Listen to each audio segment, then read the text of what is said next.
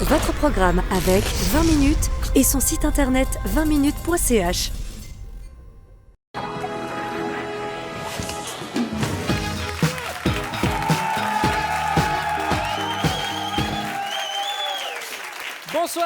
Bonsoir à toutes et tous. Est-ce que tout le monde va bien ? Alors c'est formidable. En début de semaine, la Suisse romande a, comme tous les soirs, regardé le téléjournal. Et puis tout à coup, entre un reportage sur la 5G, un autre sur la vaccination et plusieurs inspirations qui font, on a pu entendre Darius nous balancer une info bien bizarre, avec bien sûr un traditionnel. Avant de parler, regardez. Une dizaine de Suisses sont bloqués en quarantaine en Mongolie en raison d'un risque de peste bubonique. 2 Mongols sont morts de la peste, je cite, après avoir mangé des reins de marmotte crus. Quoi ? Wow ! Alors, il y a beaucoup à encaisser là. Alors, des Suisses ont mangé des reins de marmotte crus ? C'était un tartare ? Alors, premièrement, des reins. Moi, je croyais qu'on disait rognon quand ça se bouffe, mais bon. Et puis, bon sang, des Suisses qui mangent de la marmotte, mais quel blasphème à la tradition ! On mange pas les marmottes, tout comme on mange pas du chamois. Et le dessert, c'était quoi ? Du dahu à l'Edelweiss, cuit au caclon, de l'émincé de Roger. Autre truc aussi qui me fait rire dans cette info, c'est cette phrase-là. 2 Mongols sont morts de la peste. Voilà. Ça aurait pu être n'importe quelle autre nationalité, mais non. Est-ce que je suis le seul à entendre 2 pélos sont morts d'un truc qu'on croyait disparu ? Enfin bref, les nouvelles sont rassurantes. Ces gens n'ont pas attrapé la peste bubonique et il reste toujours des marmottes dans les usines de chocolat. Et alors la marmotte, elle met le chocolat dans le papier d'alu. Voilà, évitez juste le chocolat mongol. Allez, vous l'attendez toutes et tous, j'en suis sûr, voici le moment phare de l'émission. Le sommaire. Ah non, pas tout de suite le sommaire, d'abord le moment phare.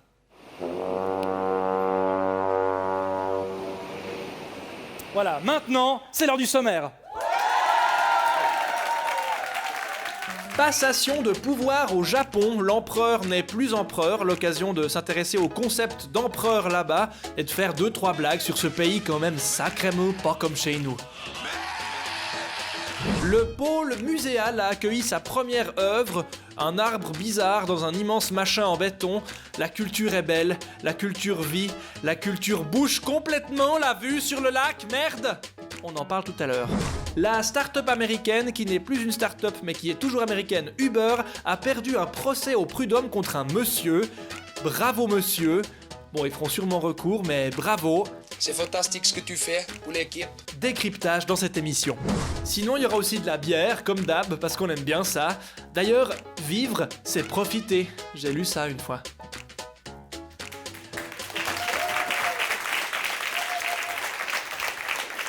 À Lausanne, le musée cantonal des Beaux-Arts a accueilli sa première œuvre il y a quelques jours. C'est un arbre géant. On en écoute la description faite sur LFM par Bernard Fibicher, le directeur du musée. C'est un noyer en bronze, il y a une espèce d'excroissance à 4 mètres de hauteur. Et tout en haut, perché sur 2 branches, se trouve une grande boule de granit. Ouais, alors quand tu vois l'arbre en question, c'est plutôt l'étrange Noël de Monsieur Jack avec un tutu doré. C'est l'artiste Giuseppe Pennone qui a réalisé cet arbre. Selon lui, l'art opère une transformation de la réalité. L'œuvre n'est pas un outil de magie, elle est magie elle-même. Ah oui, enfin bon, c'est pas un machin qui rend immortel, qui remplit ta déclaration d'impôt non plus. Il y a rien de magique, hein. C'est un putain d'arbre en métal dans lequel il y a un gros ballon coincé. Pardon, mais Harry Potter, il est pas ressorti de Poudlard avec un CFC d'arboriculteur, que je sache, mais bon. Bon, il y a déjà eu du progrès. En avril dernier, le musée avait ouvert ses portes aux visiteurs avec rien dedans. Comme on peut le voir ici, hein, pour l'instant, il n'y a rien. Continuons, si vous le voulez bien, avec cette pièce dans laquelle il n'y a pour l'instant rien. Et alors ici, c'est tout à fait génial, rien, voilà. Alors étonnamment, tout le monde était très content de cette visite du musée. Même Pascal Brolis a vu qu'il y avait du monde. Il a dit à l'ATS, dimanche en fin d'après-midi, le bâtiment était bourré. En fait, c'est comme Thierry Meury, mais en bâtiment. Voilà. Mais ce qui a le plus fait débat, ce n'est pas l'intérieur du musée, mais bien son apparence extérieure. Pour le directeur du musée, c'est un bâtiment qui respire. En fait, c'est comme Geox, mais en bâtiment. On a vu les halles CFF d'avant et on s'est dit « ils ne pourront pas faire plus moche ». Les architectes ont répondu « on parie ». D'ailleurs, il ressemble étonnamment à la baraque de Kim Kardashian. Pourquoi on sait ça ? Voilà. Alors on a ici le time-lapse de la construction. Au début on se dit, ah ben il creuse, c'est bien d'en foutre une partie sous terre, oui. Ensuite il pose les murs et tu te dis, ouh, ça commence à être pas beau. Heureusement que c'est pas non plus immense comme truc. Et après ils remettent un étage. Et là, on a mal au cul pour les personnes qui vivent là. Voilà. Avec toute cette ombre, les jolis petits immeubles de derrière ont sûrement l'impression d'avoir déménagé à Moudon.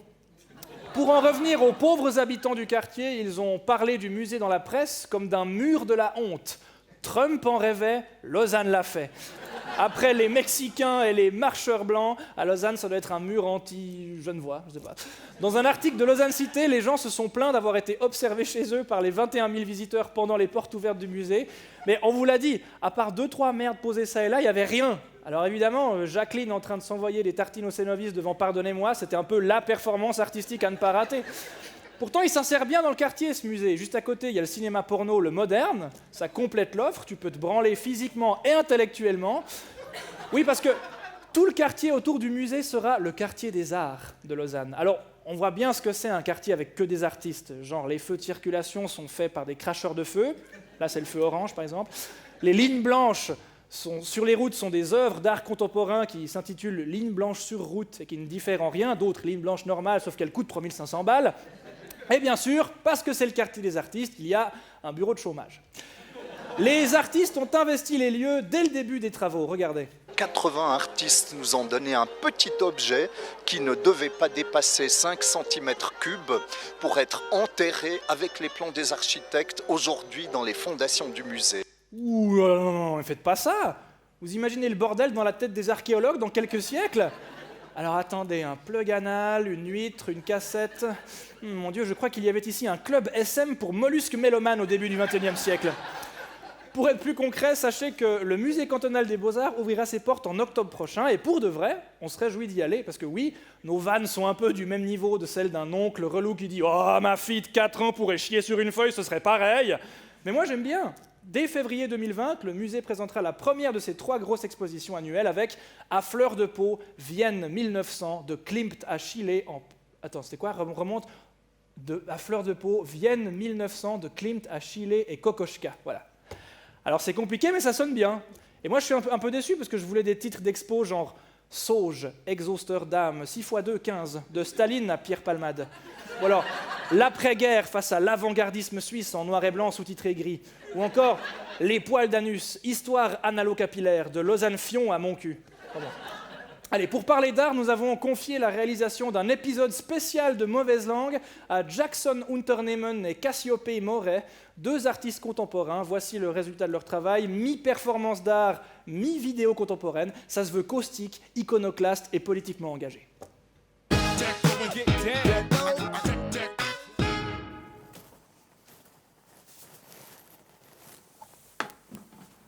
Bonjour, je suis Blaise Bersinger. Bienvenue dans notre émission comique.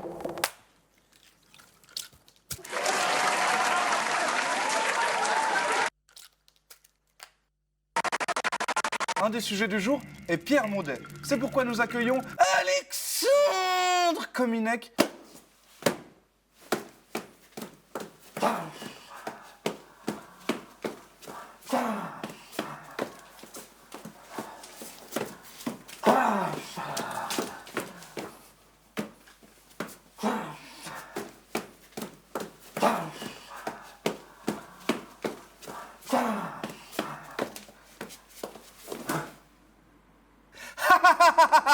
Sacré Pierre Maudet. Notre prochain sujet sera Pierre Maudet. Mais avant, bonne binge.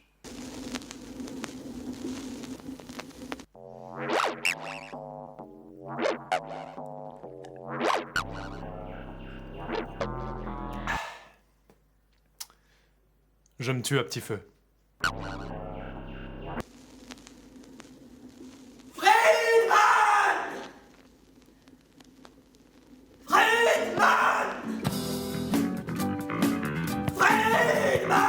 Nous recevons l'invité de cette émission drôle, le décapant Pascal Broulis. Vous brillez beaucoup. C'est la fiscalité avantageuse de Sainte-Croix qui vous le permet ? Allez-vous rendre l'argent ?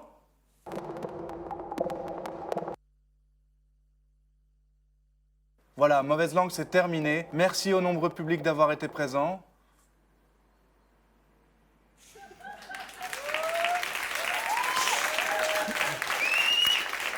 On enregistre la version moins contemporaine de Mauvaise Langue tous les vendredis ici au Club Chaudron 18.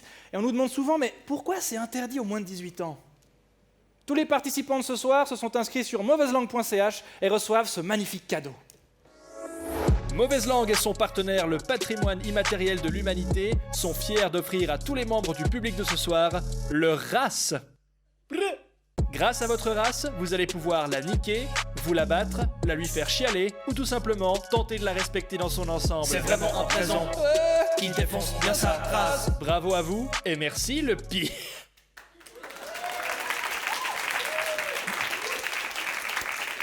Annonce à nos téléspectateurs de la RTS, ceux qui regardent la télévision en direct un vendredi soir à 23h, nous allons parler d'Uber. C'est pas un vieux copain du club de Yass, mais une entreprise, une boîte qui a créé une application qui met en contact des gens dans leur voiture avec des gens qui ont besoin d'aller quelque part. Alors vu qu'on est sur le service public, on ne peut pas vous répéter des noms d'entreprises privées à tout bout de champ, du coup dès maintenant Uber s'appellera Gilbert. Voilà. On l'apprenait lundi, un ancien chauffeur de Gilbert a obtenu gain de cause en justice. Le tribunal des prud'hommes de Lausanne a estimé que son licenciement en 2016 n'était pas justifié et surtout que le chauffeur était employé de l'entreprise. À Genève, l'an dernier, des plaintes du même genre avaient été déposées contre des groupes travaillant avec Gilbert comme Star Limolux, SARL et Pégase Léman. Alors sérieusement, Star Limolux, SARL et Pégase Léman, deux entreprises qui comptent également porter plainte contre leur fondateur pour nom de merde. À leur inscription au registre du commerce, le type du guichet leur a demandé « Pégase Léman ? Ouais, vous êtes sûr ?» Plusieurs fois. Il n'y a pas qu'en Suisse que Gilbert crée la controverse. Ce mardi, les chauffeurs de Montréal ont annoncé vouloir perturber le trafic, réclamant une meilleure rémunération. Il paraît que ceux de Genève ont aussi voulu créer des bouchons, mais ils n'ont pas pu sortir du parking à cause des bouchons. La décision de la justice suisse remet en question le statut des chauffeurs Gilbert, alors que l'entreprise prétend mettre en relation des conducteurs indépendants avec des clients tout en enrichissant des gens en Californie qui sont en train de dormir. Leur argument, selon le responsable Gilbert pour la Suisse romande, c'est que les chauffeurs sont libres.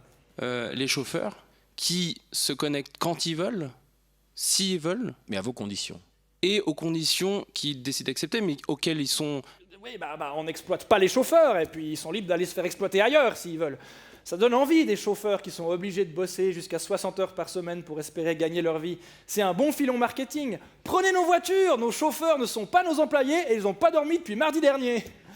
Cette méthode a même donné un nouveau mot, la gilbérisation. Ça consiste en l'utilisation de services permettant aux professionnels et aux clients de se mettre en contact directement et instantanément grâce à l'utilisation des nouvelles technologies. Par exemple, Airbnb a gilbérisé l'hôtellerie, ou Tinder a gilbérisé les kicks et les boobs. Gilbert est accusé de faire de la concurrence déloyale aux taxis avec des prix moins chers grâce à des chauffeurs non formés. Et c'est vrai que Gilbert joue sur un flou juridique. Pas d'employés, pas de locaux, pas de matériel, juste une application mobile, pas de morale non plus, mais bon, ça c'est pas une révolution dans le capitalisme. Gilbert, c'est le genre à vivre de start-up et d'eau fraîche en faisant des benchmarks entre 2 conf calls ASAP et 3 pitchs disruptifs pour closer un deal. Alors eux, ils comprennent tous ces mots, mais pas des trucs basiques comme charge sociale ou droit du travail. Vous l'aurez compris, personnellement, Gilbert, ça me fout la girbe. Bon, c'est souvent parce que je suis ivre-mort dedans à 3h du matin. Oui, ok, j'utilise Gilbert de temps en temps, mais à chaque fois, je culpabilise un petit peu.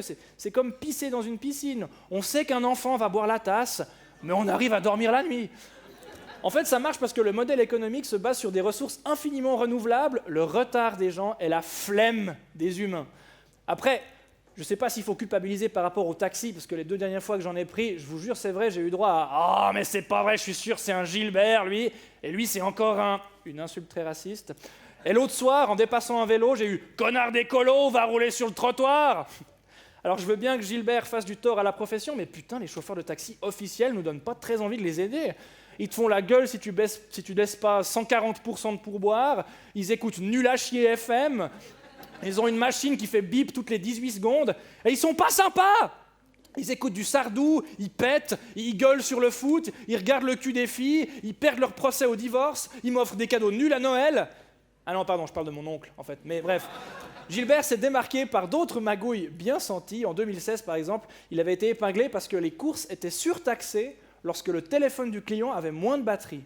Car Gilbert estimait que vous seriez prêt à payer plus cher vu votre situation. C'est vrai, hein, c'est une belle métaphore du capitalisme. Hein. Plus t'es faible, plus on te fait payer cher. Je veux dire, c'est comme si les livraisons de pizza coûtaient plus cher pour les gens qui ne savent pas cuisiner.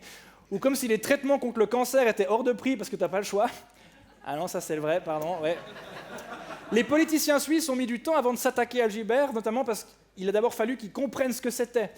Et c'est normal d'être démunis face à ce nouveau modèle économique pour des parlementaires. Cela dit, nos élus sont déjà démunis quand il faut trouver une jolie cravate ou ils sont démunis face à un smartphone.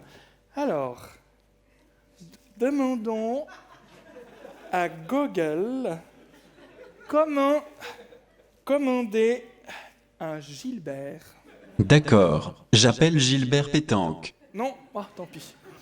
On est sûr que Gilbert a au moins un employé, on vous l'a montré tout à l'heure, c'est Alexandre Mola, le directeur de Gilbert en Suisse romande, et il est au taquet sur les discours de com. Comment faire en sorte de permettre aux chauffeurs de garder cette flexibilité tout en adressant le problème de fond qui est celui de la protection? Bon alors si vous vous demandiez où était passé Bernard Montiel, il est là, il bosse pour Gilbert et il met des lunettes.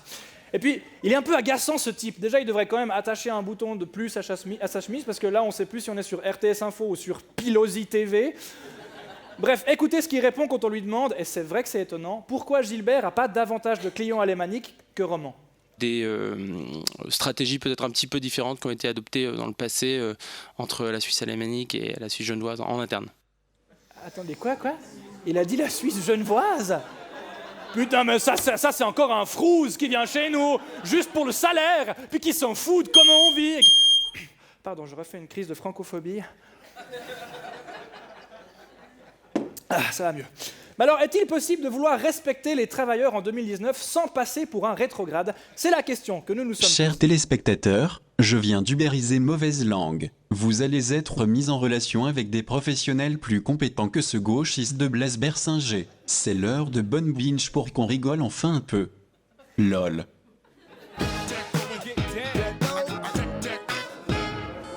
Non mais l'économie collaborative, c'est vraiment l'avenir. Mais oui, mais il faut trop qu'on monte notre boîte. Mais genre, oui. Ubérisation de services. Mais à fond. Bah quoi par exemple? Ah, je me casse, il y a Jean Samuel qui arrive dans 3 minutes. Ouais, moi aussi, il y a Sinorodon dans 1 minute. Ah ouais, moi, il y a colocataire qui est là dans genre 20 secondes. Quoi? Colocataire? Non, c'est en majuscule. Colocataire avec 3 R. Terre. Colocataire. Ah putain. Le Uber du poivre. Genre t'as pas de poivre, tu vas sur l'app, et puis t'as du poivre.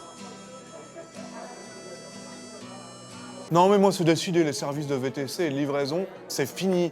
Parce que les mecs, le 3/4 du temps, ils se perdent. Parce que souvent, ils viennent même pas du bled où ils bossent. Quand c'est pas directement des types qui viennent d'Almas, des petits blédards avec des casquettes à l'envers. Wish, bilili, mini. Quand les gars, directement, ils parlent pas français. Non, là, ça c'est le pompon. Les mecs, ils parlent même pas français. Tu sais pourquoi c'est comme ça?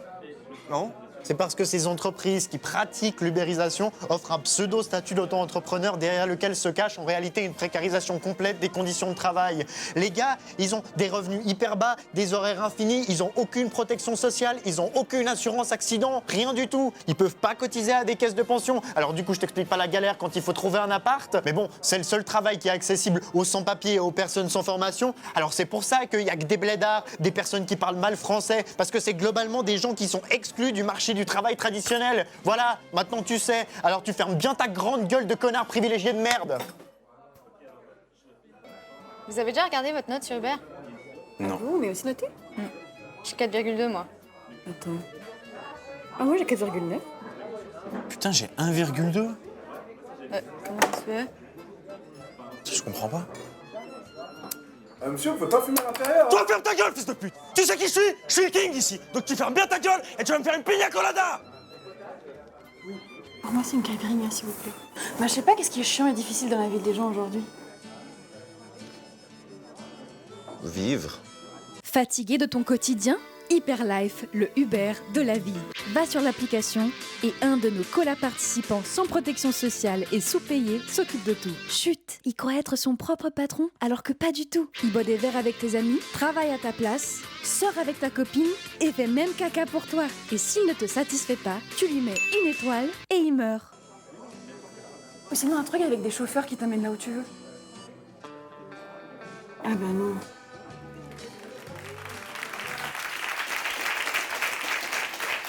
L'empereur du Japon, Akihito, a abdiqué. C'est la première fois que ça arrive là-bas, dans le dernier pays du monde avec un empereur. C'est historique, c'est unique. On se devait donc d'en parler sérieusement pour dire par exemple que c'est pas vrai que c'est le dernier empereur du monde. Il y en a plein d'autres, regardez. Pour avancer plus vite sur la glace, les manchots empereurs glissent sur le ventre. Ah oui, il y a toujours eu des empereurs au Japon. Ils étaient considérés comme étant de nature divine jusqu'en 1946 où on a décidé qu'en fait non, ils étaient plus de nature divine, même si on admettait encore que l'empereur était descendant du soleil. Alors je le trouve assez peu bronzé pour un descendant du soleil. Donald Trump, c'est déjà plus crédible. Bon, peut-être qu'ils ont mal compris et qu'il descendait des portes du soleil, après une journée à ski, à Champéry. Mais il n'était pas divin, même s'il a fait la piste Planacho Grand Paradis. Blague de niche. Ça veut quand même dire qu'on peut décider politiquement si quelqu'un est d'essence divine ou non. C'est quand même vachement insécure pour les héros et les dieux. Hercule, à tout moment, on peut le dire qu'en fait, non, c'est pas un demi-dieu, c'est juste un mec très musclé qui a tué un chien à 3 têtes. Blague de niche. Okay. Le gouvernement du Japon est une monarchie constitutionnelle et le pouvoir de l'empereur est plus symbolique. L'entité qui dirige vraiment le Japon s'appelle le cabinet du Japon. À ne pas confondre avec le cabinet qui a de la musique intégrée et un petit jet qui te lave le cucu du Japon.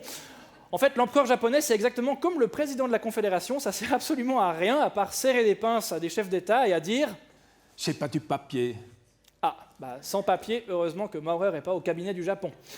L'article 4 de la Constitution japonaise, comme on peut très clairement le lire ici, précise même que l'empereur n'est pas compétent en matière de gouvernement. C'est ce que je vous dis, c'est exactement comme le président de la Confédération, qui, rappelons-le, n'a même pas du papier. C'est pas du papier.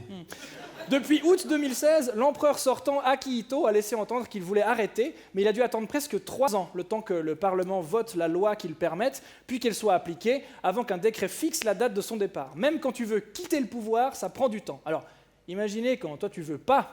Ah bah tiens, Pierre Maudet. Courage Pitro, plus que 49 jours. On vous rappelle d'aller visiter couragepierre bientôt la rente.ch. Au Japon, il y a eu une très belle cérémonie officielle où Akihito a dû annoncer à ses ancêtres qu'il renonçait en marchant de temple en temple. On regarde les images.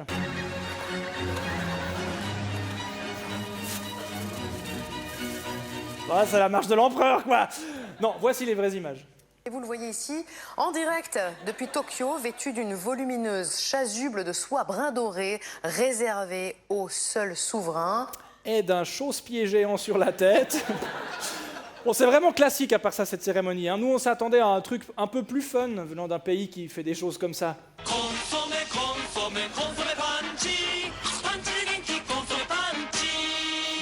Mon Dieu. Akihito a laissé son titre à son fils Naruhito, 59 ans, qui est donc empereur depuis le 1er mai. Sa cérémonie d'intronisation a duré 6 minutes, un peu décevant aussi. Même moi, je passe plus de temps sur le trône.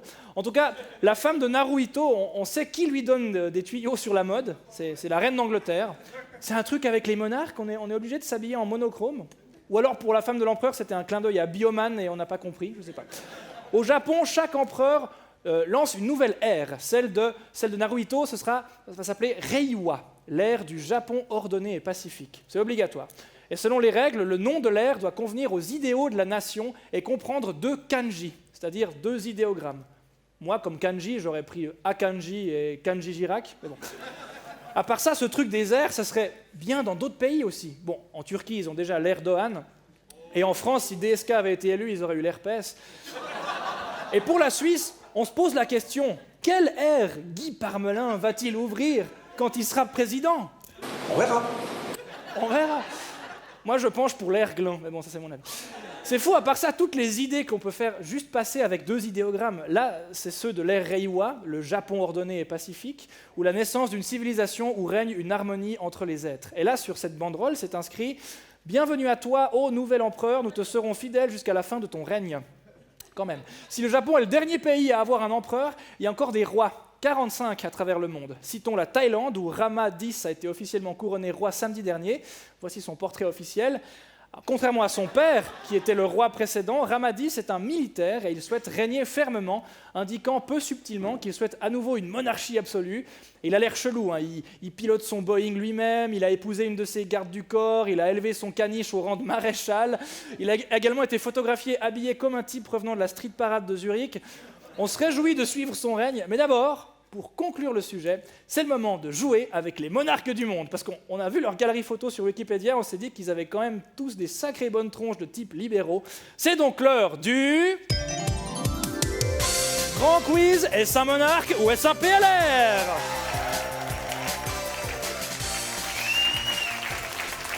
Alors vous pouvez jouer en famille, vous qui êtes chez vous.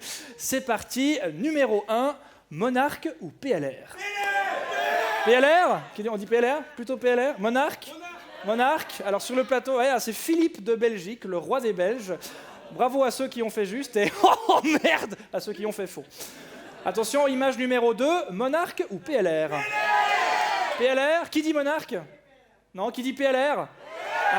Bien joué, eh bien, c'est Pierre-Alain Grichting, ancien candidat valaisan, aujourd'hui à la Banque cantonale.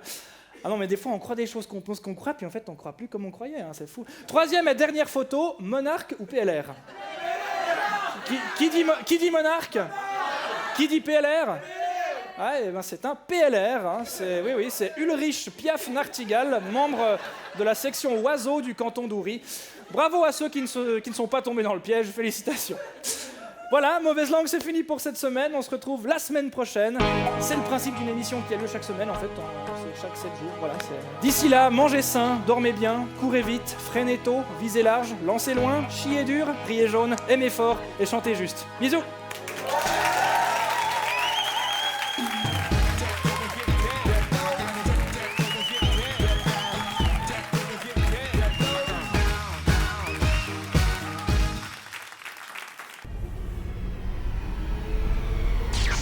Votre programme avec 20 minutes et son site internet 20minutes.ch.